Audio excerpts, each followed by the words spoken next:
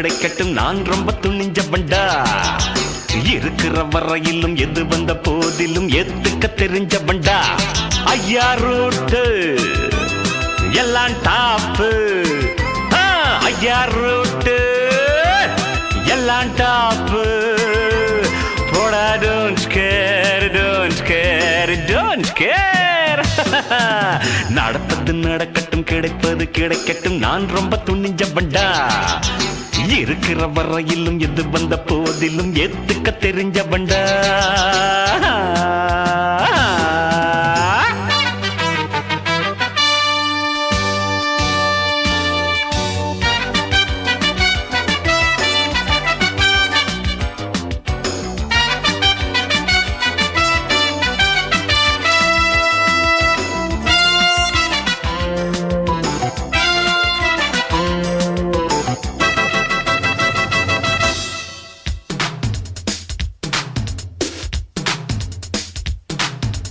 நாடே இல்லாம நாட்டை ஆளுகிற ராஜா நான் தானடா சொந்த வீடே இல்லாம வீட்டில் வாழுகிற வீரன் நான் தானடா நாடே இல்லாம நாட்டை ஆளுகிற ராஜா நான் தானடா சொந்த வீடே இல்லாம வீட்டில் வாழுகிற வீரன் நான் தானடா கூட்டம் கூட்டாமல் கொடியும் நாட்டாமல் தனியா வென்றேனடா வாழ்ந்தால் அன்போடு வளர்ந்தால் பண்போடு வழியை கண்டேனடா வானம் என் கூரை பூமி என் மேடை என்பேனடா நடப்பது நடக்கட்டும் கிடைப்பது கிடைக்கட்டும் நான் ரொம்ப துணிஞ்ச பண்டா இருக்கிற வரையிலும் எது வந்த போதிலும் எத்துக்க தெரிஞ்ச பண்டா ஐயா ரூட்டு எல்லாம் டாப்பு ஐயா ரூட்டு எல்லாம் டாப்பு போடா டோன்ட் கேர் டோன்ட் கேர்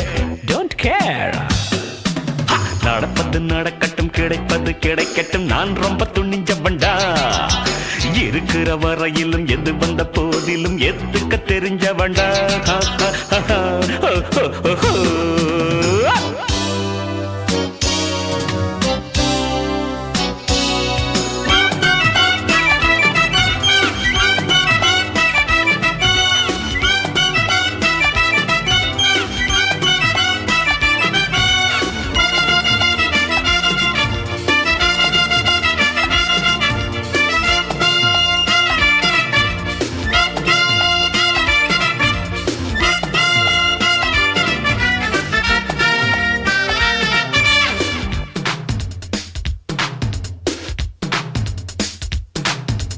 ஊரும் உற்றாரும் உறவும் ஏதுமின்றி உலவும் சமாதானம் எது எது நாம் சந்திக்கிறோமோ வாழ்க்கையில் அன்றாடம் மத பிரச்சனைகளையும் தொட்டிருக்கிறார் மிகச்சிறந்த தொகுப்பு அனைவரும் இந்த தொகுப்பை ஒரு முறையாவது வாசித்து பார்க்க வேண்டும் நிறைய ஆய்வாளர்கள் ஆய்வறிந்து சொல்வதற்கு தயாராக இருக்கிறார்கள் ஒரு சில வார்த்தைகள் மட்டும் உங்களோடு இந்த நூல் குறித்து பேசிவிட்டு அமரலாம் என்று நினைக்கிறேன் தமிழின் சுவை குறித்து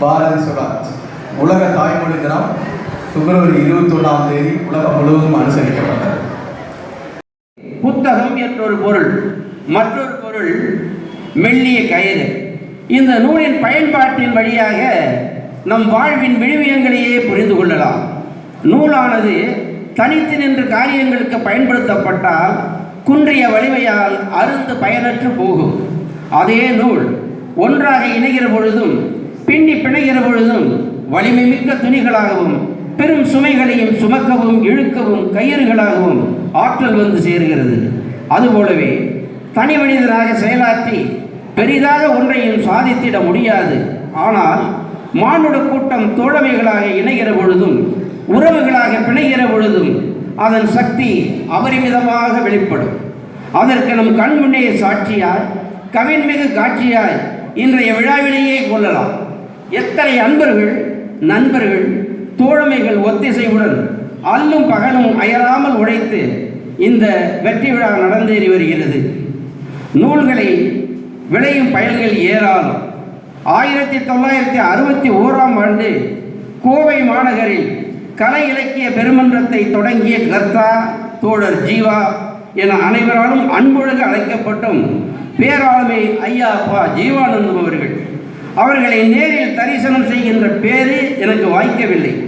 அவர் 1963ஆம் ஆண்டு ஜனவரி 18ஆம் நாள் மண்ணுலகை விட்டு மறைந்தார். நானும் அதே 1963ஆம் ஆண்டு பிப்ரவரி மாதம் 14ஆம் நாள் இந்த மண்ணிற்கு வந்து சேர்கிறேன். தோழர் ஜீவா அவர்களை ஒரு கம்யூனிஸ்ட் தலைவர் என்றே நான் எண்ணியிருந்தேன். அண்மையிலேயே இணைய நூலகத்தின் வாயிலாக அந்த பெருமகனாரின் புதுமை என்ற நூலினை வாசிக்கும் வாய்ப்பு கிட்டியது. நான் வியந்து போனேன். இவர் ஒரு பொது உடைமைவாதி மட்டும் அல்ல, மிகச்சிறந்த தமிழ் ஆளுமை இலக்கியவாதியாகவும் வளம் வந்திருக்கார் என்பதை புரிந்து கொண்டேன். நான் வாசித்த ஜீவாவை நேசித்த அந்த நூலிலே அழகு தழுவில் சாமானியனும் புரிந்து கொள்ளும் எளிய நடையில் இலக்கிய சுவை எனும் தேன் சொட்ட சொட்ட ஒரு இளமகளின் ஐயங்களை கலைந்து அது சார்ந்த விளக்கங்களையும் கூட்டி கடிதங்களாக வடித்து தந்திருக்கிறார். எது பெண்ணுரிமை, சமூகத்தில் பெண்ணுரிமை பற்றிய பேச்சும் நடைமுறை வாழ்வில் பேதமும் என பல கருத்துக்களை விளக்கிக் கொண்டே போகிறார். அவற்றுள் என்னை ஈர்த்த ஐயாவின் பெண்ணுரிமை குறித்த விளக்கம். வாழ்க்கையில் ஒரு கதவு மூடிக்கொண்டால் இன்னொரு கதவு திறந்து கொள்ளும், இது இயற்கை விதி.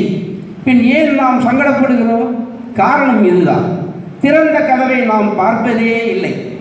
மூடிக்கொண்ட கதவை பற்றியே நாம் சதா நினைத்து கொண்டும் பார்த்து கொண்டும் ஆசையும் அழுகையுமாய் நிற்கின்றோம். ஆம் தோழமைகளே, இந்த உண்மை எவ்வளவு ஆழமான உண்மை என்பதை சற்றே சிந்தித்து பார்க்க வேண்டும். இன்று பெண்ணுரிமை பற்றி எவ்வளவோ பேசப்படுகிறது. ஆனால் நடைமுறை வாழ்க்கையிலே பெண்ணுக்கான உரிமைகள் முழுமையாக வழங்கப்பட்டிருக்கிறதா என்றால் நிச்சயமாக இல்லை என்றே நான் கூறுவேன். ஆணாதிக்க சமூகத்தின் சமூக விலங்கினை ஒடித்து ஒரு பெண் அவள் தன் உணர்வை நிலைநாட்டிட இதைவிட எளிமையாகவும் தீர்க்கமாகவும் வேறு எவராலும் கூறிட முடியாது.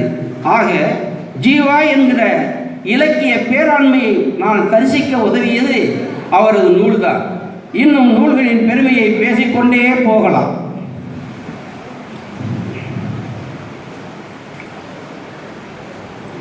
இன்று சிறையை விரித்த கவிகளில் நான் வாசித்த போது யோசிக்க வைத்த வரிகளில் நான் வியந்து மகிழ்ந்தவற்றுள் சிலவற்றை சிந்திப்போம்.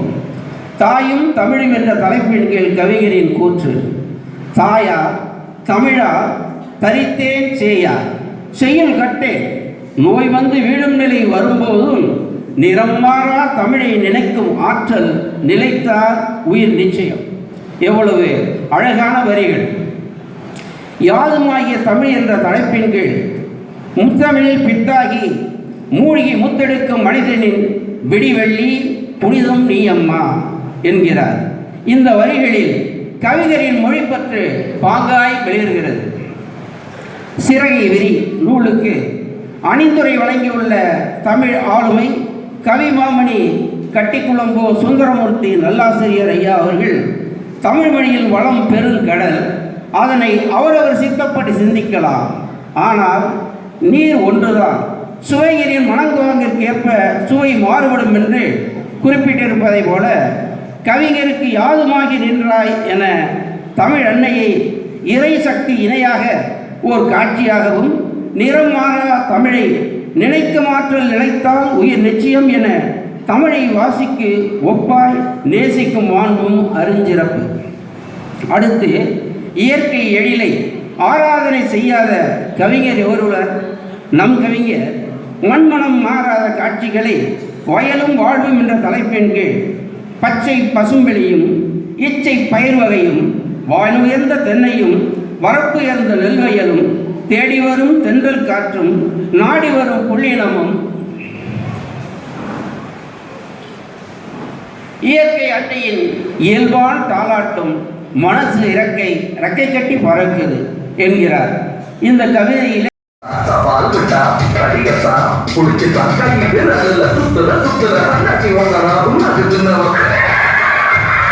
சாந்து போட்டு ஒரு சந்தனம் போட்டு எடுத்து வச்சுக்கம்மா முடிச்சு